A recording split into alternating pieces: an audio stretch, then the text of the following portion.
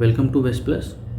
और हम इसमें देखेंगे आज 24 के जो 24 जून है उसके करंट अफेयर हमारे कौन कौन से टॉपिक होंगे तो वो एक बार देख लेते हैं। तो आरबीआई द्वारा बिग टेक और फिनटेक का विनियमन, क्यों इसकी आवश्यकता पड़ी वो भी हम देखेंगे। ठीक है, क्या किए जाने की आगे आवश्यकता है तो वो भी हम देखेंगे। फिर है एप्पल पर पुराने आईफोनों के प्रदर्शन को धीमा करने का आरोप। जो एप्पल के पुराने आईफोन हैं, पुराने जो ओल्ड फ़ोन्स हैं उनको उनका जो सिस्टम है उसको स्लो करने का आरोप लगा है। फिर है देखेंगे कॉर्पोरेट गवर्नेंस क्या है। फिर ये कुछ छोटे छोटे टॉपिक हैं। ठीक है, ancient rock paintings identifying Bargur, archaeological survey of India, Anangtal Mehrauli Delhi के अंदर है ये, छठी अनुसूची, और ग्रीन माइनिंग यानी कि हरित खनन, और QR code for drug packaging मतलब दवाइयों के लिए क्यूआर कोड, और मुख्यमंत्री मातृशक्ति योजना। तो ये हम मुख्य टॉपिक। अगर आप वेस्ट प्लस पे नए हैं तो वेस्ट प्लस को सब्सक्राइब कर लें, इस वीडियो को पूरा देखें। ठीक है, और आपको ये वीडियो अच्छा लगे तभी इसको सब्सक्राइब करना चैनल को। तो चलिए शुरू करते हैं सबसे पहले टॉपिक के साथ। तो सबसे पहला टॉपिक है आरबीआई द्वारा बिग टेक और फिनटेक का विनियमन करना। तो आरबीआई के गवर्नर ने बिग टेक और फिनटेक कंपनियों का विनियमन करने को कहा है। और आरबीआई के गवर्नर कौन है आप मुझे कमेंट बॉक्स में बताइए कि आरबीआई के वर्तमान गवर्नर कौन है। इसके लिए सुरक्षित और किफ़ायती ई भुगतान प्रदान करने के उद्देश्य से भारतीय रिजर्व बैंक यानी कि आरबीआई द्वारा एक पेमेंट्स विजन 2025 शीर्षक से एक दस्तावेज जारी किया गया है। तो ये आपसे पूछा जा सकता है, ये इंपॉर्टेंट है कि हाल ही में जारी किया गया पेमेंट्स विजन 2025 शीर्षक से एक दस्तावेज जारी किया गया है, वो किसके द्वारा जारी किया गया है तो रिजर्व बैंक ऑफ इंडिया द्वारा। ठीक है, तो आप मुझे कमेंट बॉक्स में बताइए कि रिजर्व बैंक ऑफ इंडिया की स्थापना कब होती है। तो ये क्या है दस्तावेज, हम देखते हैं। पेमेंट्स विजन 2025 दस्तावेज क्या है। आरबीआई द्वारा अपने विजन 2025 में यानी कि 2025 के एक भाग के रूप में निम्नलिखित उपाय करने का प्रयास करेगी। अब वो निम्नलिखित उपाय क्या है। भुगतान क्षेत्र में संलग्न बड़ी तकनीकी कंपनियों यानी कि बिग टेक और फिनटेक का विनियमन। अभी खरीदें बाद में भुगतान करें। ठीक है, बाय नाउ पे लेटर सेवाएं प्रदान करने वाले भुगतान पर दिशा निर्देशों का अन्वेषण करना। आपने देखा होगा कि अमेजन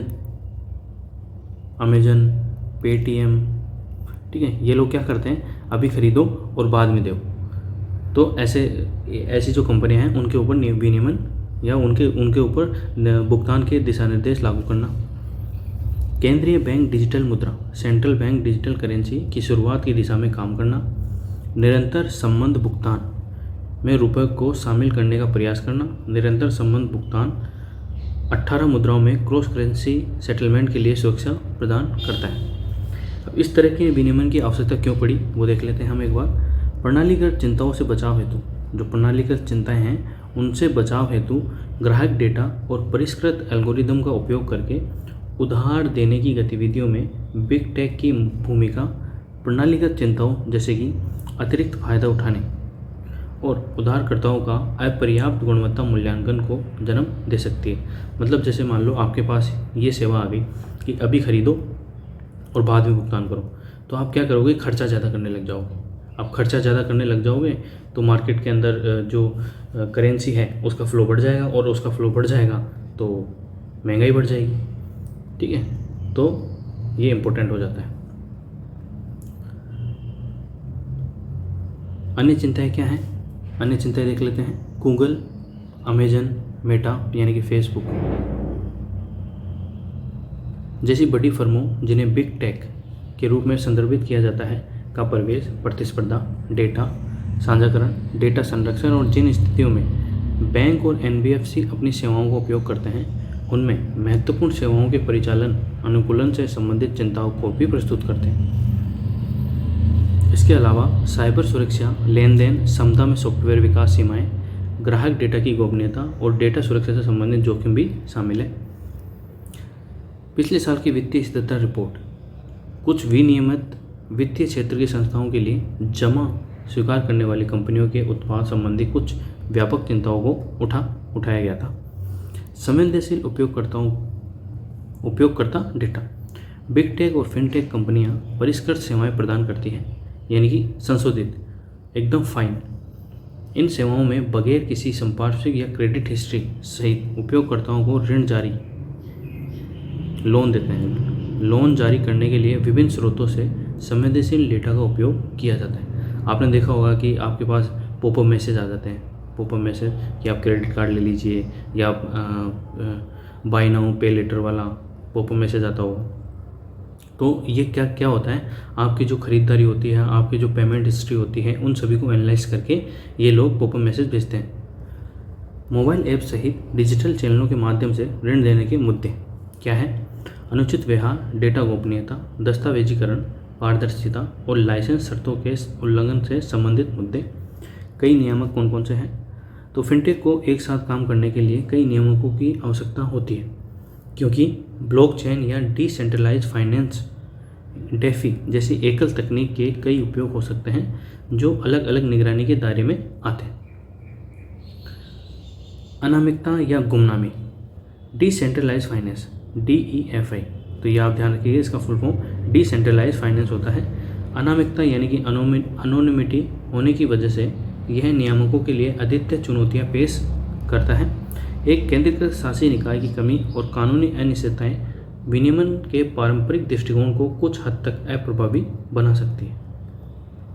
ठीक है, मतलब एक तरीके से अगर विनियमन किया जाए और कानूनी अनिश्चितताएं ना हो तो कुछ हद तक इनको नियमित किया जा सकता है। अब ये बोल रहा है कि क्या किए जाने की आवश्यकता है। तो प्राधिकारियों और नियामकों को नवाचार को सक्षम करने और प्रणालीगत जोखिमों को रोकने के बीच एक अच्छा संतुलन बनाना होगा। दिशा निर्देश क्या होने चाहिए? तो RBI जल्द ही डिजिटल ऋण प्रणाली को ग्राहक सुरक्षा बढ़ाने और नवाचार को प्रोत्साहित करते हुए सुरक्षित और सुदृढ़ बनाने के लिए दिशा निर्देश जारी करेगा, मतलब जल्दी जारी करेगा, अभी किया नहीं है। इकाई आधारित और परिणाम आधारित विनियमन की आवश्यकता है, यानी कि इकाई जैसे कि मान लो मेटा है, फेसबुक है, सॉरी फेसबुक तो मेटा चेंज हो गया, पेटीएम है, ठीक है, और अमेजन है, अमेजन पे, ठीक है। तो ये इकाई हो गया। और परिणाम मतलब इनके इस कदम से क्या परिणाम निकलते हैं, ठीक है, उनके आधार पर विनियमन की आवश्यकता है। वैश्विक रूप से समन्वित नियामक दृष्टिकोण और अंतर नियामक समन्वय, ये ऐसी गतिविधियों और जोखिमों के समन के व्यापक मूल्यांकन को सक्षम करेगा। प्रौद्योगिकी का उपयोग यानी कि टेक्नोलॉजी का यूज, किसी उधारकर्ता की साख का निर्धारण करने के लिए कृत्रिम बुद्धिमत्ता यानी कि आर्टिफिशियल इंटेलिजेंस और मशीन लर्निंग का उपयोग किया जाना चाहिए। पारदर्शिता यानी कि ट्रांसपेरेंसी, डिजिटल वित्तीय सेवाओं को रेखांकित करने वाले एल्गोरिथम की कार्यप्रणाली स्पष्ट, पारदर्शी, व्याख्या योग्य और बहिष्करणीय पूर्वाग्रहों से मुक्त होनी चाहिए, ताकि किसी के साथ भी कोई भेदभाव ना हो, सभी एक समान पटल पे, समान धरातल पे रहें। तकनीकी परिवर्तनों के युग में बैंकों को न केवल बैंकिंग सेवा फर्मों की तरह बल्कि प्रौद्योगिकी कंपनियों यानी कि जो टेक्नोलॉजी कंपनी की तरह भी काम करना चाहिए।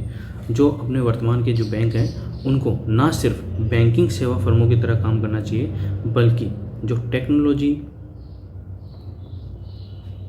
कंपनीज होती हैं उनकी तरह भी काम करना चाहिए, ताकि ग्राहकों को बेस्ट सुविधा मिल सके। अब जो नेक्स्ट टॉपिक है वो है एप्पल, जो आईफोन होते हैं, ठीक है, आप सभी जानते होंगे, आधा कटा हुआ सेब।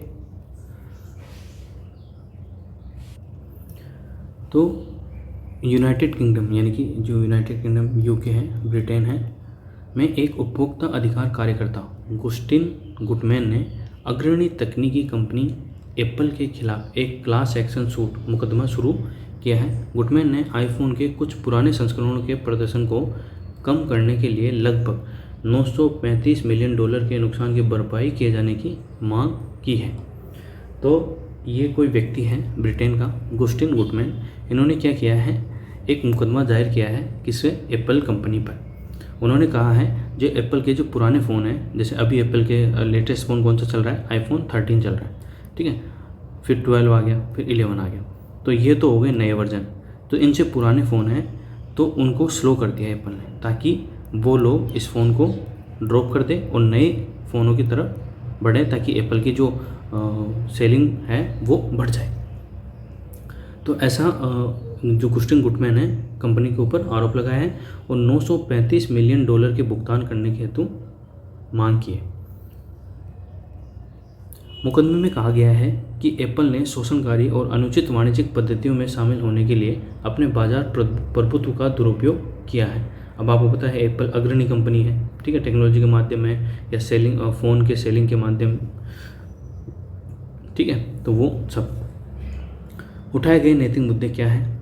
तो पारदर्शिता और प्रकटीकरण की कमी, अपने ग्राहकों के साथ सम्मानजनक और कानूनी काम करने और मोबाइल फ़ोन को मुफ्त में बदलने, मरम्मत सेवा या मुआवजे की पेशकश करने के बजाय एप्पल ने सॉफ्टवेयर अपडेट में एक टूल छुपाकर लोगों को गुमराह किया है, जिसने पुरानी डिवाइस 58% तक धीमी हो गई है।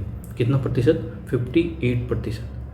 मतलब जैसे मान लो आज अगर आप ऐप खोलते हो तो उसको खुलने के अंदर 20 से 25 सेकंड लगेंगे, जबकि अगर आप नए वर्जन में इस ऐप को खोलोगे तो इंस्टेंट खुल जाएगी, ठीक है। तो इतना फ़र्क कर दिया है।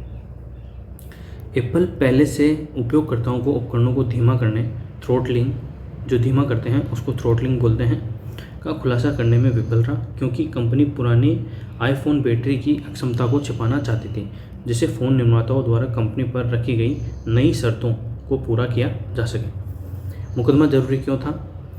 प्रमुख कंपनियां अपने व्यापार मॉडल का पुनर्मूल्यांकन करेंगी और सामाजिक जिम्मेदारी और नैतिक मानकों की ओर अधिक झुकाव वाले इस तरह के आचरण से परहेज करेगी। मुकदमा इसलिए भी ज़रूरी था कि एप्पल की देख के एप्पल के ज़्यादातर कंपनियां एप्पल को फॉलो करती हैं, ठीक है। तो एप्पल ने जैसे ही अपने पुराने डिवाइस थे उनको स्लो कर दिया, तो बाकी कंपनियां भी स्लो करके अपनी सेलिंग बढ़ा सकती है। तो इसलिए ये मुकदमा ज़रूरी था कि बाकी कंपनियों को भी एक सीख मिले। अब ये क्या है कि प्रिंसिपल्स ऑफ कॉर्पोरेट गवर्नेंस, तो इसके अंदर क्या क्या होता है? जो कॉर्पोरेट गवर्नेंस होता है उसके अंदर क्या क्या सिद्धांत होने चाहिए? तो इफेक्टिव मैनेजमेंट होना चाहिए, डिस्ट्रीब्यूशन ऑफ वेल्थ होनी चाहिए, सोशल रिस्पॉन्सिबिलिटी यानी कि सामाजिक उत्तरदायित्व होना चाहिए, इथिकल स्टैंडर्ड होने चाहिए मतलब नैतिक दायित्व भी होने चाहिए, development of all stakeholders मतलब सारे ही जो उसके अंदर भागीदार हैं उनका सभी का विकास होना चाहिए, compliance with laws in letter and spirit, best management practices, ठीक है। तो ये सब कॉर्पोरेट गवर्नेंस के सिद्धांत हैं। कॉर्पोरेट गवर्नेंस सिस्टम, प्रक्रियाओं और सिद्धांतों का एक समूह होता है जो ये सुनिश्चित करता है कि कंपनी का शासन सभी हितधारकों के सर्वोत्तम हित में हो। कॉर्पोरेट गवर्नेंस का अभिप्राय कॉर्पोरेट निष्पक्षता, पारदर्शिता और जवाबदेही को बढ़ावा देने से है। भारत में कॉर्पोरेट घोटालों के उदाहरण जैसे कि सहारा घोटाला, शारदा समूह चिटफंड घोटाला, तो ये भारत के महत्वपूर्ण घोटाले हैं। कॉर्पोरेट गवर्नेंस के बारे में अन्य चर्चित प्रकरण देख लेते हैं। स्पेसएक्स द्वारा एलोन मस्क के व्यवहार की आलोचना करने वाले एक पत्र पर कई कर्मचारियों को नौकरी से निकाल दिया गया था।